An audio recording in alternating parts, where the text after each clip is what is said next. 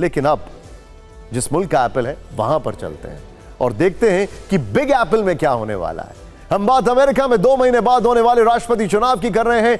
America में 34 करोड़ से ज्यादा अमेरिकियों की फिक्र यही है कि आखिर वो अपना राष्ट्रपति किसे चुनेंगे। अब से कुछ घंटों बाद अमेरिका में प्रेसिडेंशियल डिबेट होने वाली है। आज की रात यकीन मानिए हम सभी लोगों की नजर टीवी पर होगी, जिस पर पूरी दुनिया की नजरें टिकी होंगी। इसमें सीधी टक्कर डोनाल्ड ट्रंप और पहली बार राष्ट्रपति पद की रेस में शामिल कमला हैरिस के बीच में होगी।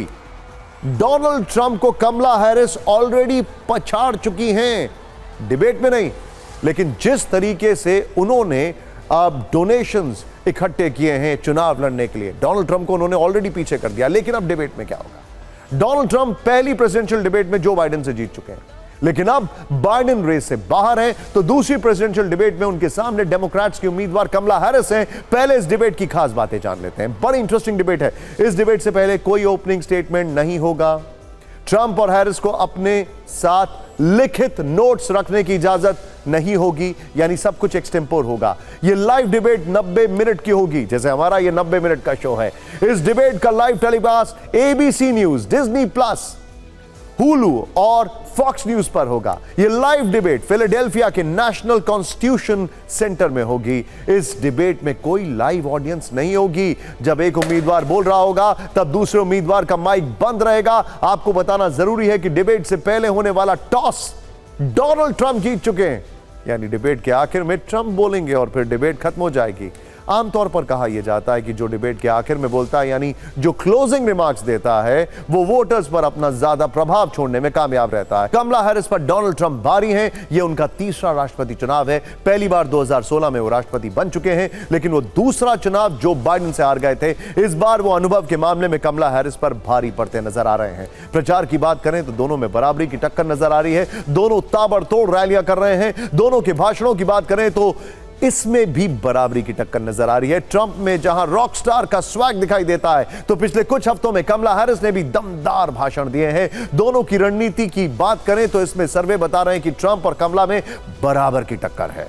ट्रंप और कमला की लोकप्रियता भी अगर सर्वे जो किए गए उसमें देखी जाए तो ऑलमोस्ट बराबर है। कुछ राज्यों को छोड़ दें तो पॉपुलैरिटी के मामले में डोनाल्ड ट्रंप कमला हैरिस पर भारी पड़ते दिखाई दे रहे हैं, लेकिन नए सर्वे बताते हैं कि दोनों में अब बराबरी की टक्कर चल रही है। आखिर चुनाव में दोनों एक दूसरे पर कैसे भारी पड़ते नजर आ रहे हैं, इस पर आप ये रिपोर्ट जरूर देखें।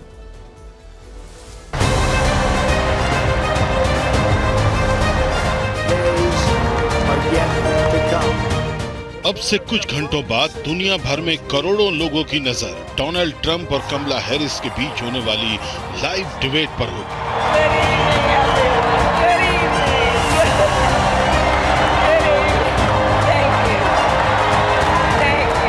पिछले कई हफ्तों से ट्रंप और हैरिस धुआंधार चुनाव प्रचार कर रहे हैं। कल सुबह होने वाली डिबेट के बाद बहुत कुछ बदल जाएगा।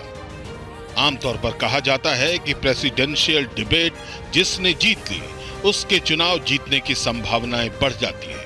लेकिन डिबेट से पहले ट्रंप और हैरिस की तरफ से एक दूसरे के खिलाफ आक्रामक नैरेटिव चलाया जा रहा है।